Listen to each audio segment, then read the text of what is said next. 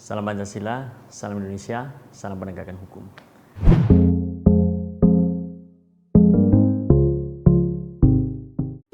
Sahabat Rumah Pancasila, masih bersama saya dalam bahasan filsafat hukum, yang pada kesempatan kali ini saya akan mencoba membahas pemikiran Hugo Grotius. Hugo Grotius merupakan seorang yuris berkebangsaan Belanda. Dia juga seorang humanis ternama pada kala itu. Dia juga menulis buku mengenai hukum damai dan perang, dan juga menulis buku mengenai laut lepas. Jika diperhatikan dengan seksama dari buku-buku atau karya-karyanya, dia memberi sumbangsih terhadap hukum internasional. Zaman dahulu hukum bangsa-bangsa itu disamakan dengan hukum alam. Dengan kata lain, hukum bangsa-bangsa adalah hukum yang diterapkan di semua bangsa. Nah, tapi bagi Grotius, hukum bangsa-bangsa itu adalah hukum yang dipositifkan oleh suatu negara atau banyak negara agar itu diterapkan sebagai hukum, baik secara implisit maupun eksplisit. Nah, hukum bangsa-bangsa itu hanya berlaku antar negara. Artinya hukum bangsa-bangsa itu tercipta oleh persetujuan antara negara sebagai negara.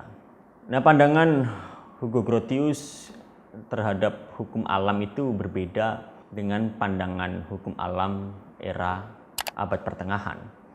Karena kalau pendapat abad pertengahan mengenai hukum alam itu, hukum itu adalah aturan yang terdapat dalam aturan alam sebagai cerminan dari hukum abadi Tuhan. Tetapi berbeda, Hugo Grotius memandang hukum alam itu bukan sebagai partisipasi hukum abadi Tuhan, tetapi hukum alam itu dimengerti oleh manusia akibat dari kegiatan rasional manusia. Karena bagi Grotius, manusia itu memiliki kemampuan untuk memahami segala sesuatu secara rasional, maka hukum alam pun juga didapat dari kegiatan rasional manusia. Nah, oleh sebab itu, untuk memberi pandangan terhadap prinsip-prinsip hukum alam, maka Grotius mengemukakan ada 4 prinsip dasar agar hidup manusia itu bisa berjalan dengan damai. Yang pertama adalah prinsip kepunyaan, yaitu setiap barang milik orang lain harus dihargai. Kendati bila kita meminjam barang orang lain dan dari pinjaman itu menghasilkan keuntungan, maka keuntungan itu pun harus dibagi dengan yang bersangkutan. Lalu prinsip yang kedua adalah prinsip kesetiaan janji. Dan yang ketiga adalah prinsip ganti rugi. Setiap kesalahan harus ada ganti ruginya. Dan prinsip yang keempat adanya perlunya hukuman akibat pelanggaran terhadap hukum alam maupun hukum lainnya.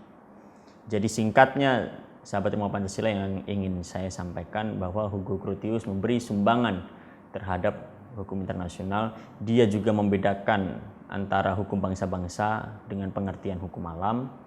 Lalu yang ketiga, dia memberi 4 prinsip dasar yang berlaku secara universal di seluruh negara mengenai bagaimana cara hidup damai bersama yang lain.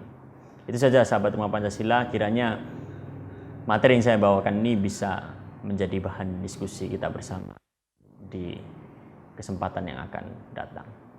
Salam Pancasila, salam penegakan hukum. Terima kasih.